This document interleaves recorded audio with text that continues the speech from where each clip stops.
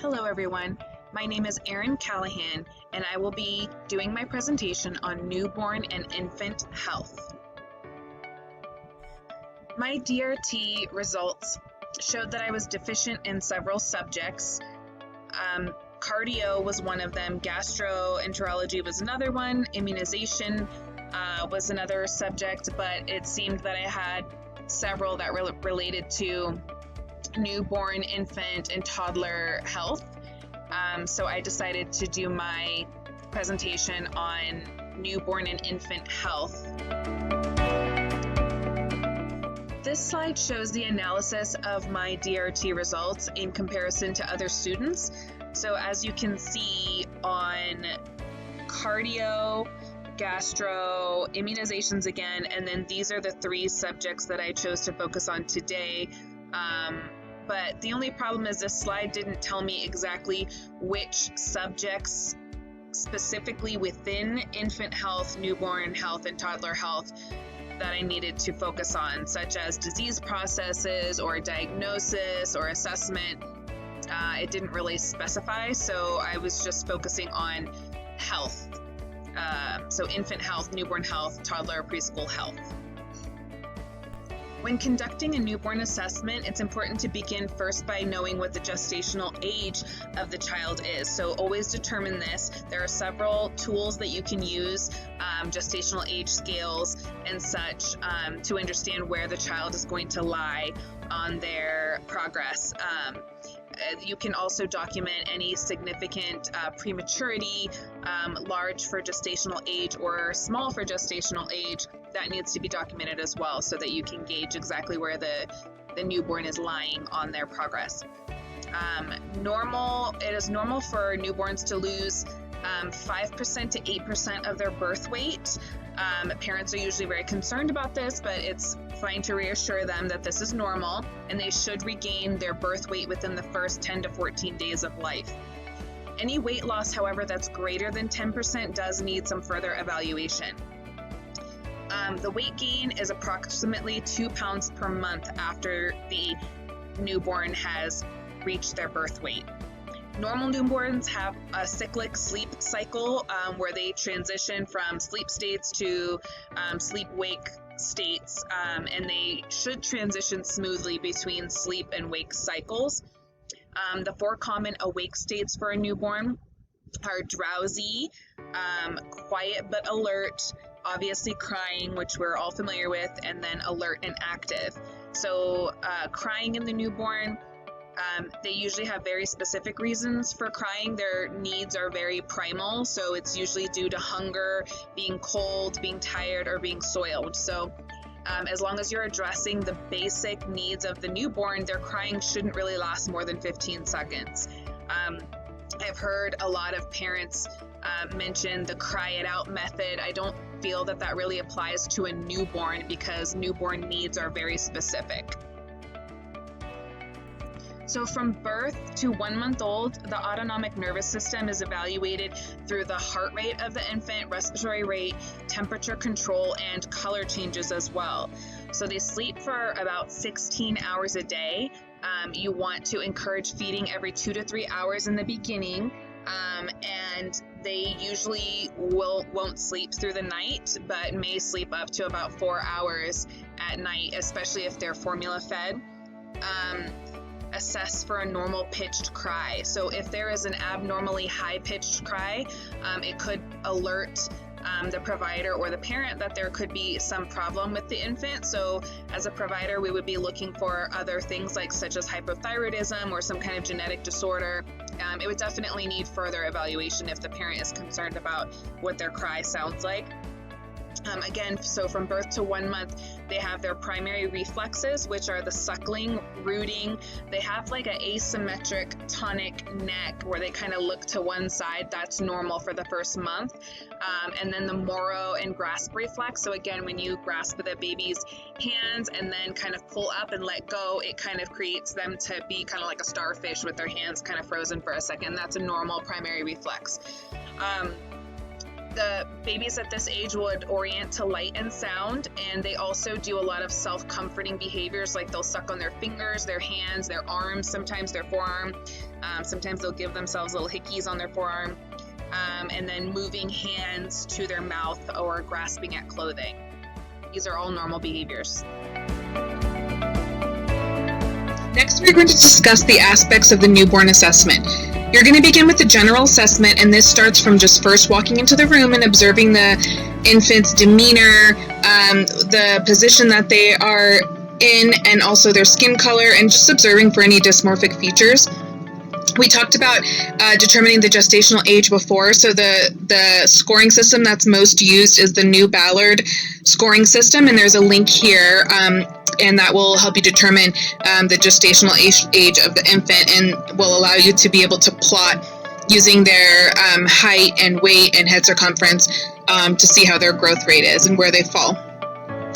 Next, we are going to evaluate the head. So we're going to evaluate the overall size and shape of the head for any asymmetry or any gross structural abnormalities. The fontanelles and the sutures should be palpated with the newborn in the upright position. The anterior fontanelle is generally 3 to 6 centimeters in diameter in the newborn, whereas the posterior fontanelle is 1 to 1.5 centimeters in diameter.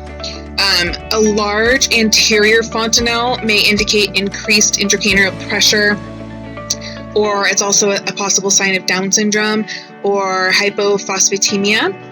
It can also be a sign of trisomy or any congenital hypothyroidism. The scalp was what you would examine next, and this is going to reveal sometimes caput secundum, and the cephalohematoma, or other possible lesions that could occur just from the birth of the infant. So you will possibly see signs of some birth trauma there as well. Next, we're going to move on to the eyes. So we're going to note the eye color, the pupil size, the appearance of the conjunctiva, sclera, and the eyelids. We're also going to look at the eye movements of the infant and also the spacing between their eyes. And they should also be tested for the red reflex test. This is performed by using an ophthalmoscope, and the lens power is going to be set to 0. And what the examiner does is they stand approximately 18 inches away, and the light should project onto both eyes simultaneously. A red reflex result is normal if there is symmetry in both eyes without opacities. There shouldn't be white spots or dark spots. An abnormal red reflex result warrants urgent referral to an ophthalmologist. As far as the ears, hearing should be evaluated in all newborns. It's usually done before they even leave the hospital when they're born, but it should be done before 1 month of age. Using the auditory time response or the otoacoustic emissions test. You are going to note any abnormal positioning of the ears, and you're also going to inspect the outer ear canals for any deformities, any drainage, anything abnormal there. Next, we're going to discuss the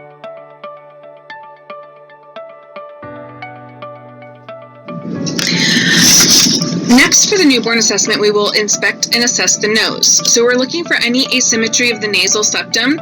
Often it is due to the in utero positioning, but it can be corrected by depressing the tip of the nose. But if you're not able to correct it with depressing the tip of the nose, then you would have to get a referral to an otolaryngologist for possible dislocated septum. So again, we will go down to the mouth now, and we inspect as best as possible. The jaw and mandible should fit together nicely. We're going to assess for bones nodules, which are remnants of salivary gland tissue that you would see on the lateral aspect of the gum. These will resolve spontaneously. We're also looking for Epstein pearls, which are white cystic vesicles. They're really small, like 1 to 3 millimeters on the median palatal roof of the mouth. This is kind of the oral counterpart to the milia, which are the little white dots that you would see on the skin of the newborn. And again, these will resolve spontaneously. For the neck, we're looking to make sure that there's full range of motion. If there's not full range of motion, there could be a possibility of congenital torticollis, which is a common musculoskeletal anomaly of newborns. For the heart, we are going to auscultate the 4 locations. So we're going to listen to the right upper sternal border, left upper sternal border, the left lower sternal border, and then between the 5th and 6th intercostal space, midclavicular line. And again, we're assessing for the heart sounds, which we should be able to hear a single, that would be the first heart sound we would hear, would be a single heart sound, and then the second would sound kind of split. And remember that because of the vasculature changes that happen right after birth, murmurs are very common finding in newborns. But you just want to note them and just kind of follow up and track them. On the lungs, we're listening for respiratory issues. So when the infant is transitioning from the fetal to neonatal life, there could be some changes going on. So we're going to observe for signs of any kind of signs of respiratory distress, including tachypnea, nasal flaring, and grunting or retractions, or even cyanosis. For breath sounds, they should sound equal on both sides. Unequal breath sounds could indicate a pneumothorax, and you should definitely get imaging if you find unequal breath sounds. We're also observing for any other adventitious lung sounds. Transient tachypnea could happen in the newborn if they are born C-section, because a lot of times, since they're not born vaginally, there will be some leftover fluid sometimes in the lungs, and so that could cause some tachypnea in the newborn, but it should be self-resolving. Usually resolves within 48 hours.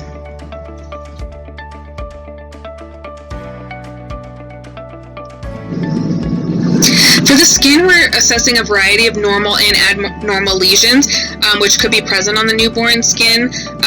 So it's important to visualize the entire skin surface to distinguish any findings and appropriately reassure the parents that everything's okay. It's common to see bruising and petechia, which typically resolve over time, but then you also could look for jaundice, which may cause yellowing of the skin and eyes, which is another common finding in the newborn. It's usually benign, but if you already know that the child had hyperbilirubinemia at birth, or if they were a Billy baby, that's something that you would want to take note of. And also, if the child looks jaundice, you would probably want to go ahead and get a bilirubin level.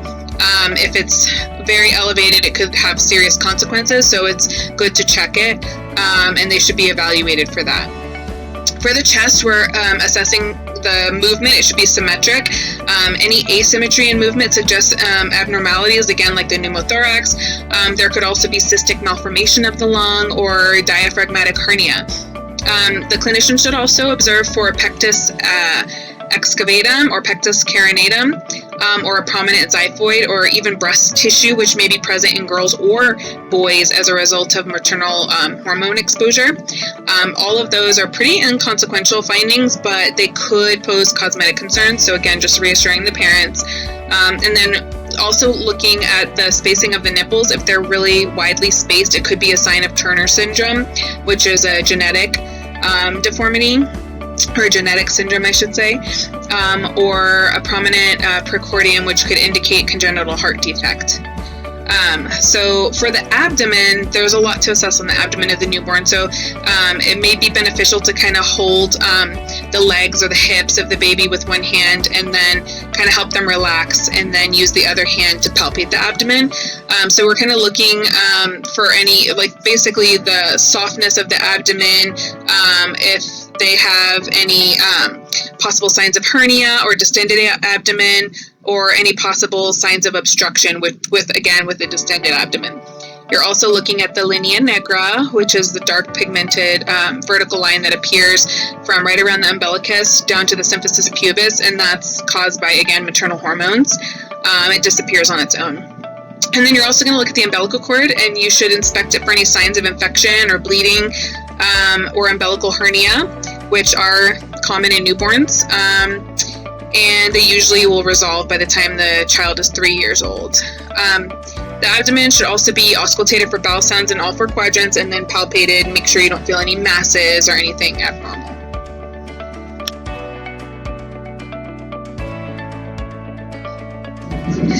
Next, we're going to assess genital urinary. In the term female, they will have a prominent labia majora, whereas a preterm female will have more of a prominent labia minora. You'll also notice a white discharge or a small amount of blood, which may be present, but that's a normal response to the maternal estrogen. Separating the labia minora allows evaluation of patency of the hymen and also signs of ambiguous genitalia if they have them.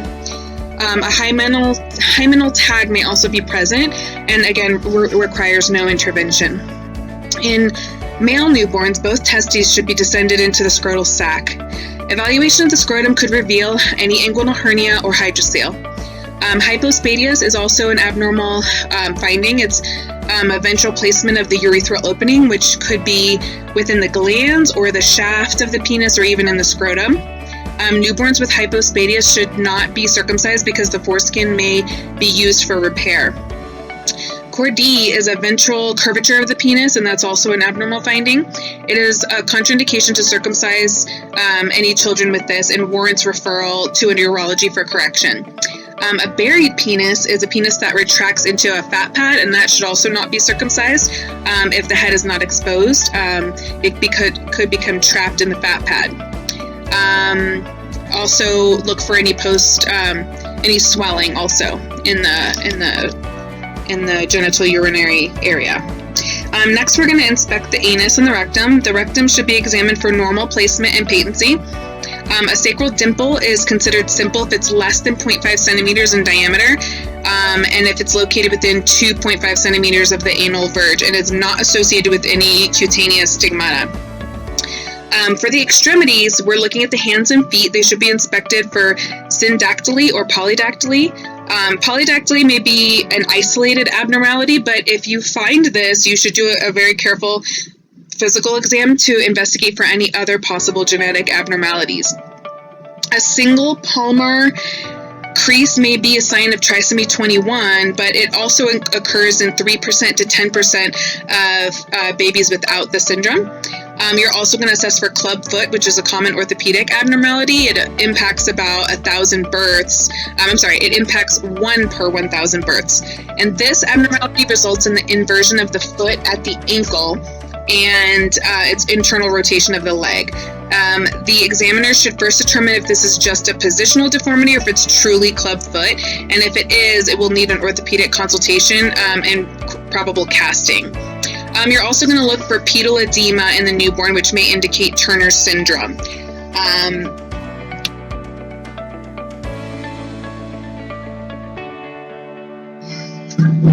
Next, we're going to assess for hip dysplasia. So this is really important for the newborn because it does affect many of them. So when evaluating for hip dysplasia, each hip should be examined separately with the other hand stabilizing the pelvis.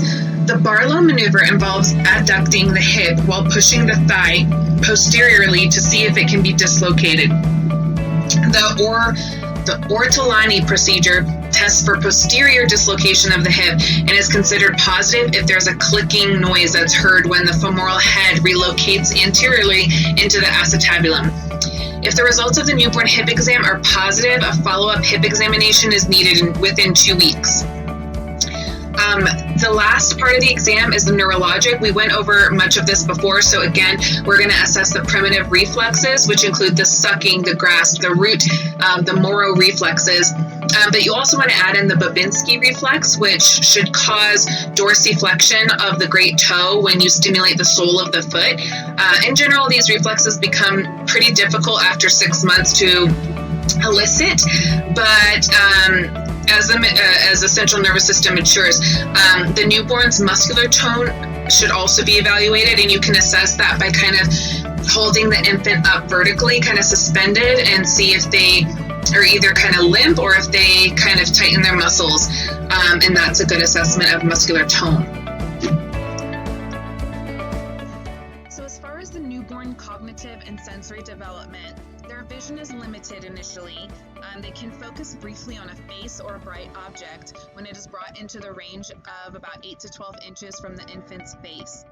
They also have an acute sense of smell. It is probably the most accurate sense in the newborn, followed by hearing. So now we move on to 1 month through 3 months old. The length of the infant increases to about 1.4 inches per month. Their head circumference increases about 2 centimeters per month as well. They gain about 0.5 to 1 ounce per day and will consume about 8 to 10 feedings per day, lasting approximately 20 to 30 minutes for each feeding. Now, feeding that is less than 20 minutes or longer than 30 minutes would probably need some evaluation, especially if there's any concern about weight gain or feedings in general, elimination patterns, or failure to thrive. Anything like that, we would want to evaluate. There is a growth spurt around 6 to 8 weeks.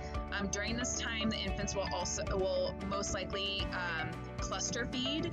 So lots of feedings during that time. If the mother is breastfeeding, sometimes they get worried during that time that they're not producing enough milk for the baby because they're cluster feeding so much. So just reassure them that this is normal, it's to be expected, and that breast milk is produced on kind of a supply and demand. So when the demand increases during those cluster feeding times, that the supply will also increase to meet the demand. So not to worry, but if they are concerned, we could get a weight on the infant just to make sure that they're still following within guidelines. Elimination patterns become more regularly at this age as well. They decrease to about 1 to 2 times per day instead of after every feeding. And if the infant is formula fed, they may even have a bowel movement every other day, and that's totally fine.